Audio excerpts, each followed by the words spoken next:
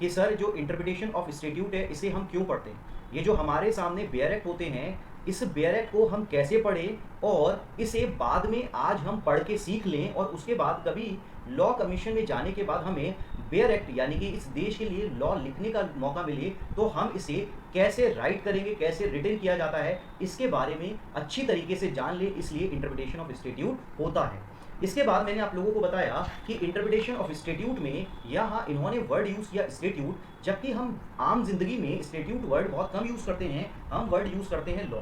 तो ये कहते हैं ये वर्ड स्टैट्यूट इसलिए यूज़ किया गया क्योंकि यहाँ हम कहना चाहते हैं कि जो पार्लियामेंट की विल है वो ही स्टैट्यूट है, पार्लियामेंट की विल है वो ही स्टैट्यूट है। और इस वर्ड को हमने कॉन्ट्रा डिस्टिंक्शन में यूज़ किया वर्ड कॉमन लॉ।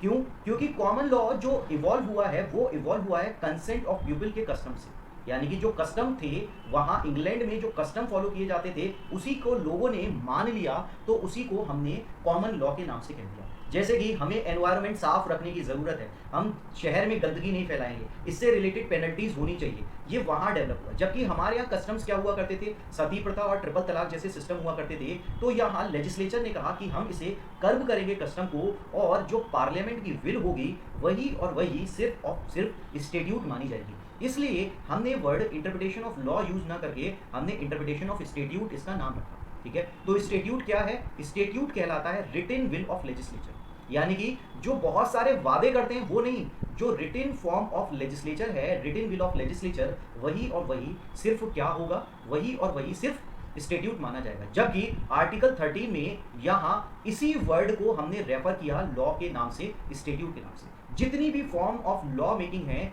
वो सारी यहाँ कवर कर ली जाती हैं, ये स्टैट्यूट ही है और कुछ नहीं है। ठीक है, हमने आर्टिकल 13 में वर्ड भले ही यूज कर रखा है लॉ, बट वो स्टैट्यूट ही है। ठीक है, उसके बाद मैंने आपसे कहा लॉ को पढ़ने के और सीखने के दो तरीके हैं। लॉ को पढ़ने के और सीखने के दो तरीके हैं। ये दो मेथड कौन कौन से हैं, तो इसके बारे में हम लोगों ने बात करी। दो मेथड हैं, इंटरप्रिटेशन और कंस्ट्रक्शन। इंटरप्रिटेशन और कंस्ट्रक्शन, भाई इंटरप्रिटेशन में क्या होता है और कंस्ट्रक्शन में क्या होता है। तो ये कहते हैं अगर इंटरप्रिटेशन की हम बात कर रहे हैं तो इंटरप्रिटेशन में आप सही मतलब निकालते हो लेजिस्लेचर का, or to find out true intention of legislature. आप सही इंटेंशन क्या है लेजिस्लेचर की ये निकालने की कोशिश करते हो, जबकि कंस्ट्रक्शन के केस में आप ड्रॉ करते हो conclusion beyond the word of legislature. जो लॉ ने लिखा, जो लेजिस्लेचर ने लिखा, वहां तक आप सीमित नहीं रखते अपने आप को, इससे आगे लेके आते हो। जैसे कि एग्जांपल के तौर पे अगर बात करूं आर्टिकल 21 की, तो राइट टू लाइफ आपको बताता है, और यहाँ लाइफ का मतलब होता है डिग्निटी से लाइफ। जबकि beyond the word of legislature यहाँ कोर्ट ने इसका इंटरप्रिटेशन दिया, और यहाँ लाइफ का मतलब ना सिर्फ डिग्निटी है बल्कि राइट टू प्राइवेसी है, राइट टू फेयर ट्रायल है, राइट टू इंफॉर्मेशन है, राइट टू एनवायरनमेंट है। तो ये सारी चीजें यहाँ इसमें कवर करेंगे। ठीक है, और इंटरप्रिटेशन और कंस्ट्रक्शन कौन करता है, तो ऑफ कोर्स कोर्ट जो है सही अथॉरिटी है जो किसी भी इंटरप्रिटेशन और कंस्ट्रक्शन को रिकॉग्नाइज कर सकता है। ठीक है, तो अगर ऑल इन ऑल मैं बात करूं कि इंटरप्रिटेशन की जरूरत क्या है, तो इसके बारे में मैंने आप लोगों को दो पॉइंट मेजरली बताए और एक तीसरा पॉइंट भी बताना है। ठीक है, इंटरप्रिटेशन की जरूरत है भाई। स्टैट्यूट में बहुत सारे मतलब, यानी कि कोई बहुत सारे वर्ड्स यूज किए जाते हैं जिसके बहुत सारे मतलब होते हैं, तो उन मतलब को, उन वर्ड्स को कैसे समझा जाए इसके बारे में स्टैट्यूट है। इसके अलावा लेजिस्लेचर के लिए पॉसिबल नहीं है कि वो सारी सिचुएशन सोच सकता है, इसलिए वो आपको तरीका बताता है कि लॉ को पढ़ के समझने का तरीका क्या होगा, इसके बारे में वो बताता है। अब इसी से रिलेटेड हम आगे की चीजों के बारे में बात कर रहे हैं, जहां मैं आपको बताने वाला हूं classification of statute. Classification of statute यानी कि जो लॉ आप पढ़ते हैं इसे कैसे क्लासिफाई किया जा सकता है, इसे कैसे क्लासिफाई किया जा सकता है। तो मेजरली, फिर से कहता हूं मेजरली दो तरीके हैं। एक तरीका है ड्यूरेशन के बेसिस पर, ड्यूरेशन के बेसिस पे यानी कि टाइम के भरोसे, और दूसरा है ऑब्जेक्ट के भरोसे। दूसरा है ऑब्जेक्ट के भरोसे, मतलब ड्यूरेशन के भरोसे कैसे, ड्यूरेशन के भरोसे है टेम्परेरी और परमानेंट। टेम्परेरी और परमानेंट मतलब कभी लॉ बनाया जाता है परमानेंट इन नेचर, कभी लॉ बनाया जाता है टेम्परेरी इन नेचर। जैसे कि ऑर्डिनेंस, भाई यहाँ जो ऑर्डिनेंस है वो कितने टाइम तक वैलिड रहता है, आर्टिकल 123 के थ्रू, तो वो वाला पॉइंट टेम्परेरी। इसके अलावा परमानेंट जो पूरे टाइम के लिए बनाया जाता है, जैसे कि इंसॉल्वेंसी बैंकरप्सी कोड 2016। इसके अलावा जैसे कि कॉन्स्टिट्यूशन की बात करूं तो आर्टिकल 370 टेम्परेरी ट्रांजिशनल प्रोविजन बनाया गया है, जबकि कॉन्स्टिट्यूशन के रिमेनिंग आर्टिकल्स कैसे हैं? रिमेनिंग आर्टिकल्स हैं परमानेंट इन नेचर। तो ड्यूरेशन के बेसिस पे आप यहाँ क्लासीफाई कर सकते हैं शेड्यूल को टेम्परेरी और परमानेंट के बेसिस पर। इसके बाद अगर मैं बात करूं ऑब्जेक्ट की, तो ऑब्जेक्ट के बेसिस पर यहाँ मैं अगर डिवाइड करना चाहता हूं तो कौन कौन से ऑब्जेक्ट के बेसिस पर इसे डिवाइड कर सकता हूं? तो यहाँ ऑब्जेक्ट से रिलेटेड मैंने हैश लगा दिया और ऑब्जेक्ट से रिलेटेड मैं आप लोगों को बता रहा हूं कि क्या क्या तरीका हो सकता है, लॉ को लिखने का ऑब्जेक्टिव क्या क्या हो सकता है। भाई आप कोडिफाइंग वे में लिखते हो लॉ को, कोडिफाइंग वे में लिखते हो, ठीक है। इसके अलावा आपका पर्पज होता है किस तरीके से? कंसोलिडेटिंग के पर्पज से लिखते हो। कंसोलिडेटिंग के पर्पज से भी ऑब्जेक्ट होता है लॉ को लिखना। इसके अलावा आप एनेबल करते हो, किसी को एम्पावर करने की कोशिश करते हो तो भी एक तरीका होता है।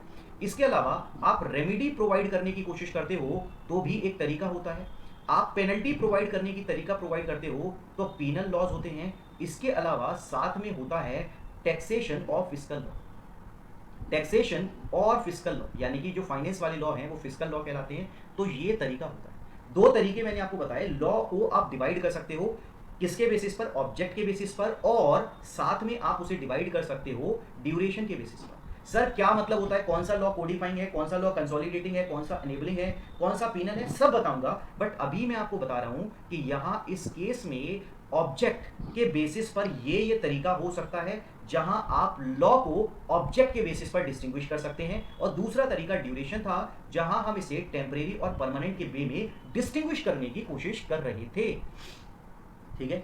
इसके अलावा हम इसमें क्या क्या पढ़ते हैं? तो इंटरप्रिटेशन ऑफ स्टैट्यूट में आपको पढ़ाया जाता है कि लॉ को इंटरप्रिटेट कैसे किया जाएगा, यानी कि रूल्स ऑफ इंटरप्रिटेशन क्या होंगे, जो कि आपसे पेपर में अक्सर पूछे जाते हैं। रूल ऑफ इंटरप्रिटेशन क्या होते हैं? एक रूल होता है लिटरल रूल, जहां आप लिटरल सेंस में लॉ को इंटरप्रिटेट करते हो।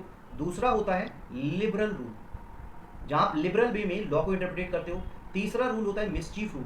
क्या क्या होते हैं, कैसे लिखे जाएंगे, क्या होता है इसके अंदर, सब पढ़ेंगे, बस अभी तो नाम बता रहा हूं, मिसचीफ रूल।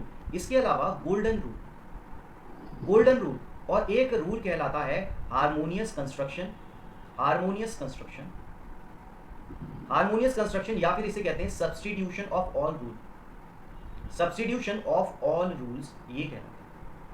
ये रूल्स ऑफ इंटरप्रिटेशन है जो आपको बताते हैं कि आपको लॉ को पढ़ने के लिए क्या क्या तरीका अपनाना चाहिए, कब लिबरल यूज करोगे, कब लिटरल यूज करोगे, कब मिसचीफ होता है, कब गोल्डन होता है, कब हार्मोनियस कंस्ट्रक्शन होता है, सबके बारे में बात करूंगा। ऑब्जेक्ट में कौन सा लॉ कोडिफाइंग है, कौन सा कंसोलिडेटिंग है, कौन सा अनेबलिंग है, ये भी सब बताऊंगा। बट अभी फिलहाल जो पर्पज है वो ये है कि आप जान पाएं कि रूल ऑफ इंटरप्रिटेशन क्या होते हैं, ये हम इस क्लास में क्या क्या पढ़ने वाले हैं, और साथ ही इंटरप्रिटेशन ऑफ स्टैट्यूट का क्या मतलब होता है। उम्मीद करता हूं ये सारे पॉइंट समझ आ रहे होंगे।